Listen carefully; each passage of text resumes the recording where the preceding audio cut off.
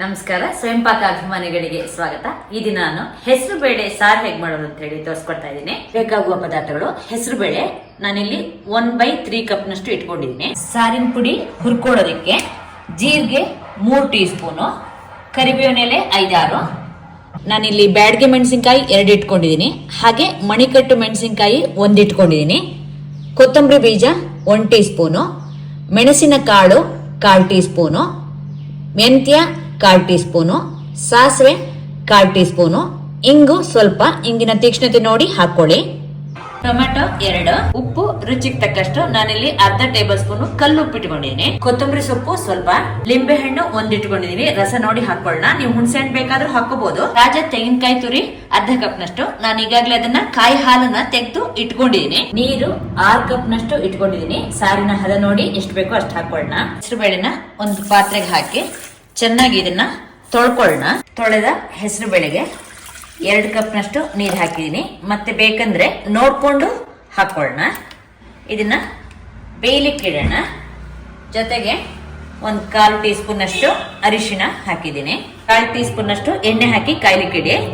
ಎಣ್ಣೆ ಕಾದ್ಮೇಲೆ ಅದಕ್ಕೆ ಮೆಂತ್ಯ, ಕಾಳು ಮೆಣಸು, ಮೆಣಸಿನಕಾಯಿ ಮುರಿದ್ಬಿಟ್ಟು ಹಾಕಿದ್ದೀನಿ. ಹಾಗೆ ಕರಿಬೇವಿನ ಹಾಕಿ ಇದನ್ನ ಸ್ವಲ್ಪ ಹುರ್ಕೊಳ್ಳಿ. ಮೆಂತ್ಯ ಹೊಂಬಣ್ಣಕ್ಕೆ ತಿರುಗ್ತಿದ್ದಂತೆ ಜೀರಿಗೆ ಹಾಗೆ ಕೊತ್ತಂಬರಿ ಬೀಜ, ಸಾಸಿವೆನ ಹಾಕಿ ಜೀರಿಗೆ ಮತ್ತೆ ಕೊತ್ತಂಬರಿ ಬೀಜ ಪಟ್ಪಟ ಅನ್ನೋಷ್ಟು ಹುರ್ಕೊಳ್ಳೋಣ. ಹಾಗೆ ಜೊತೆಗೆ ಇಂಗನ್ನ ಹಾಕೊಳ್ಳೋಣ. ಈಗ ಜೀರಿಗೆ ಪಟಪಟ ಅಂತಿದೆ. ಹಾಗೆ ಕೊತ್ತಂಬರಿ ಬೀಜ ಸಾಸಿವೆ ಕೂಡ ಆಗಿದೆ. ಅರಿಶಿನ ಹಾಕ್ಬಿಟ್ಟು ಸ್ಟವ್ ಆಫ್ ಮಾಡೋಣ. ಆಫ್ ಮಾಡಿದ್ಮೇಲೆ ಸ್ವಲ್ಪ ಹುರಿರಿ. ಬಾಣಲೆ ಬಿಸಿಗೆ ಈಗೆಲ್ಲವೂ ಮತ್ತೆ ಚೆನ್ನಾಗಾಗತ್ತೆ. ಮಸಾಲೆ ಸ್ವಲ್ಪ ಬೆಚ್ಚಗಾದ್ಮೇಲೆ ಅದನ್ನ ಮಿಕ್ಸರ್ ಜಾರಿಗೆ ಹಾಕಿ ನುಣ್ಣಕ್ಕೆ ಪುಡಿ ಮಾಡ್ಕೊಳ್ಳೋಣ. ಹೆಸರು ಬೇಳೆಗೆ ನಾನು ಮಧ್ಯದಲ್ಲಿ ನೀರು ಹಾಕೊಂಡ್ಬಿಟ್ಟು 3/4 ಭಾಗದಷ್ಟು ಬೇಯಿಸ್ಕೊಂಡಿದ್ದೀನಿ.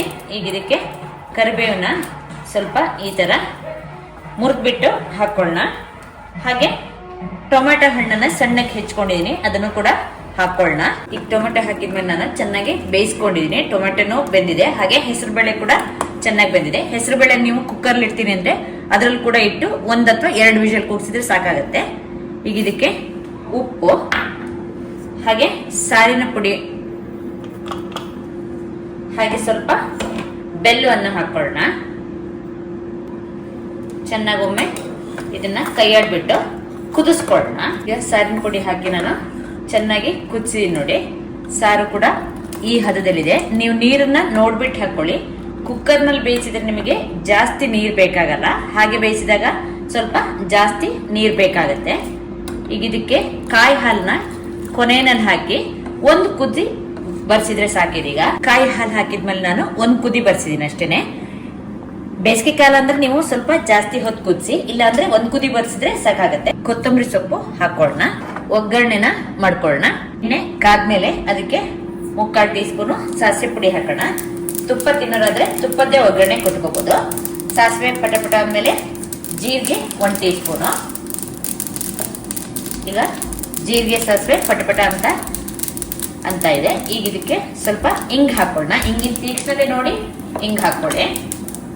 ಒಗ್ಗರಣೆ ಬಿಸಿ ಇದ್ದಂತೆನೆ ನೀವು ಸಾರಿಗೆ ಹಾಕಿ, ಸ್ವಲ್ಪ ಒಗ್ಗರಣೆ ತೊಟ್ಟಿಗೂ ಕೂಡ ಸಾರು ಹಾಕಿ, ಅದನ್ನು ಕೂಡ ಸಾರಿಗೆ ಹಾಕಿ, ಕೊನೆಯಲ್ಲಿ ಲಿಂಬೆ ಹಣ್ಣನ್ನ ಹಿಂಡಿದ್ರೆ ನಿಮ್ಗೆ ಹೆಸರು ಬೇಳೆಯ ಸಾರು ಸಿದ್ಧವಾಯ್ತು.